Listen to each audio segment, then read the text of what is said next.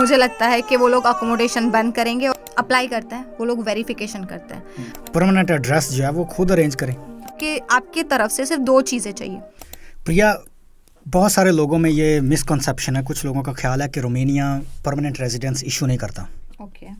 मेरे सामने एक जिंदा मिसाल मौजूद है कि परमानेंट रेजिडेंस होल्डर है। क्या प्रोसेस है रोमानिया में, एलिजिबिलिटी क्या है परमानेंट रेजिडेंस हासिल करने के लिए, प्राइमरी कंडीशंस क्या हैं? प्राइमरी कंडीशंस आपको 5 साल आपके कंप्लीट होने चाहिए लीगल, हाँ। और इन 5 सालों में आप 10 महीने से ज़्यादा रोमानिया से बाहर नहीं होने चाहिए। ये उनका मेन, आप जब आप देते हैं, अप्लाई करते हैं, वो लोग वेरिफिकेशन करते हैं। आप 10 महीने से ज़्यादा रोमानिया से बाहर रहे थे तो आप एलिजिबल नहीं हैं। ये जो है फर्स्ट उनकी कंडीशन। सेकंड कंडीशन उनका ये है कि आपको लैंग्वेज, अभी उन्होंने स्ट्रिक्ट जनवरी से रूल्स चेंज हो चुके हैं, बट मैं आपको बताती हूँ, जब मैंने आपको लैंग्वेज आनी चाहिए। ये इमिग्रेशन ऑफिस पर डिपेंड करता है, ऑफिसर पर, लाइक उनकी रिक्वायरमेंट्स क्या हैं। अगर उनको लगेगा कि आपको लिखना है तो आपको लिखना है, बट उनको लगेगा कि आप बोलकर वो लोग काम चला देते हैं तो वो लोग काम चला देते हैं। और बाकी आपको चाहिए डॉक्यूमेंट्स आपके एम्प्लॉयर के।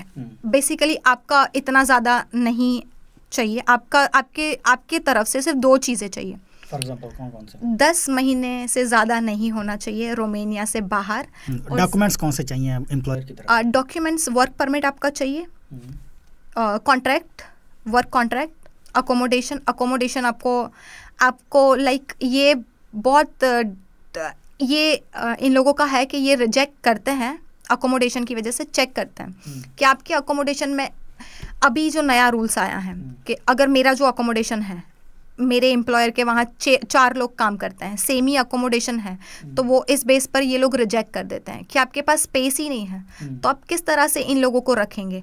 तो 5 साल जो कि 5 साल वाला जो है वो लॉन्ग टर्म के लिए है, तो लॉन्ग टर्म आप रेसिडेंसी दे रहे हैं, आप उनको इतना स्पेस तो दीजिए, वो लोग रह सकते हैं। तो ये रीज़न। तो आपका नहीं ख्याल कि ये बंदे का अपना पर्सनल राइट है या अपने पर्सनल उसके ऊपर लाजम है कि वो अपनी अकोमोडेशन अरेंज करे, कंपनी क्यों करे? ये आपने बहुत सही कहा कि बट आपको पता है कि रेजिडेंस किसको मिल रहा है, परमानेंट रेजिडेंस बंदे को या कंपनी को? नहीं, हमें मिल रहा है। तो फिर किसका हक बनता है कि वो अपने डॉक्यूमेंट पूरे करे और अपना परमानेंट एड्रेस जो है वो खुद अरेंज करे? कंपनी का उसमें कोई लेना देना नहीं है। नहीं, मैं आपकी बात बिल्कुल समझती हूँ, बट मैं आपको इसका जवाब देना चाहती हूँ कि अभी आप देखिएगा 1-2 साल में रोमानियन एम्प्लॉयर्स अकोमोडेशन नहीं देंगे।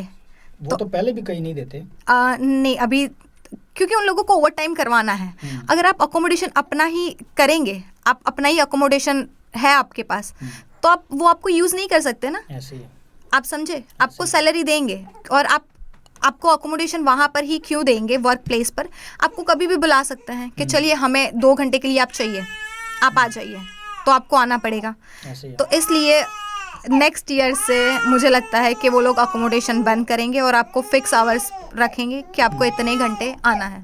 तो अकोमोडेशन कौन अरेंज करेगा वर्कर के लिए? फिर आपको खुद करना पड़ेगा। अभी आजकल मैंने देखे हैं बहुत सारे लोग हैं जो खुद ही अपना अकोमोडेशन पे करते हैं। तो आपको नहीं लगता कि इस तरह महंगी पड़ जाएगी वर्कर के लिए? बहुत ही ज़्यादा। बट आजकल लोगों को प्राइवेसी चाहिए, फ्रीडम चाहिए, और उन लोगों को नहीं रहना, जैसे आप एम्प्लॉयर के साथ रहते हैं उसी अकोमोडेशन में आपको आना पड़ेगा जब वो लोग बुला रहे हैं। तो अब लोगों को चाहिए प्राइवेसी, उनका फ्रीडम चाहिए। तो अभी वो लोग सोचते हैं कि हम लोग पैसे थोड़े से कम घर भेजेंगे या पैसे थोड़े से कम स्पेंड करेंगे, बट हमें हमारी फ्रीडम जो मिलेगी ना, हम लोग एंजॉय। आए क्यों हैं आप यहाँ पर? कुछ लोग आए हैं जो फैमिली को सपोर्ट कर रहे हैं, बट काफ़ी लोग हैं जो अपनी लाइफ एंजॉय करने आए हैं। इट डजंट मैटर कि आप फैमिली के लिए भी चाहे आए हो, तो प्राइवेसी तो एक ऐसी चीज़ है कि वो चाहे आप फैमिली के लिए पैसे कमा रहे हैं या अपनी अय्याशी के लिए कमा रहे हैं, वो तो आपको वैसे ही सस्टेन करनी चाहिए। हाँ जी। चलो, ये तो बात होगी अकोमोडेशन की कि बेसिक राइट जो है ना बंदे का, परमानेंट रेजिडेंस जब वो अप्लाई करने जाता है, तो अगर वो कंपनी का कॉन्ट्रैक्ट लेके जाता है, उसमें कंपनी का कोई लेना देना नहीं है। कंपनी रिस्पॉन्सिबल नहीं है आपकी अकोमोडेशन की। जो कंपनी ने आपको प्रोवाइड किया वो सेम होगा।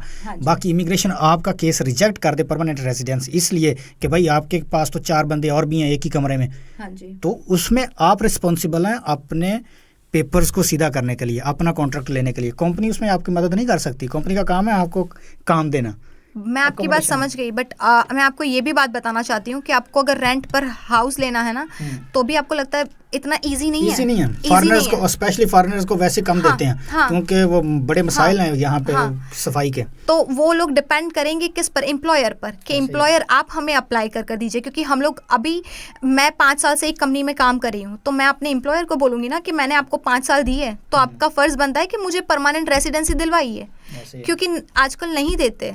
और आपको लगता है कि हम लोग, ये बात बिल्कुल तसव्वुर, ये बिल्कुल गलत है कि वो परमानेंट रेजिडेंस नहीं देते। एक लड़का था, वो मुझे बार बार टिकटॉक पे मैसेज कर रहा था, उस तक भी वीडियो पहुंचेगी।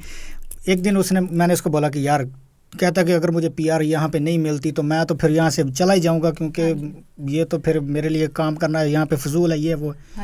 मैंने उसको मैंने बोला ठीक है, इस नंबर पे मुझे कॉल कर।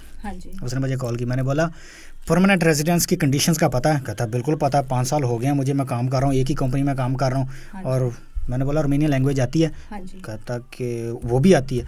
मैंने बोला तुम्हारा काम क्या? कहता लकड़ी का काम है। मैंने बोला सबसे पहले तो ये बताओ कि लकड़ी को रोमानियन में क्या कहते हैं? मैंने बोला उसके बाद कील ठोकते हो ना उसमें, लकड़ी में कील को क्या कहते हैं, हथौड़ी को क्या कहते हैं?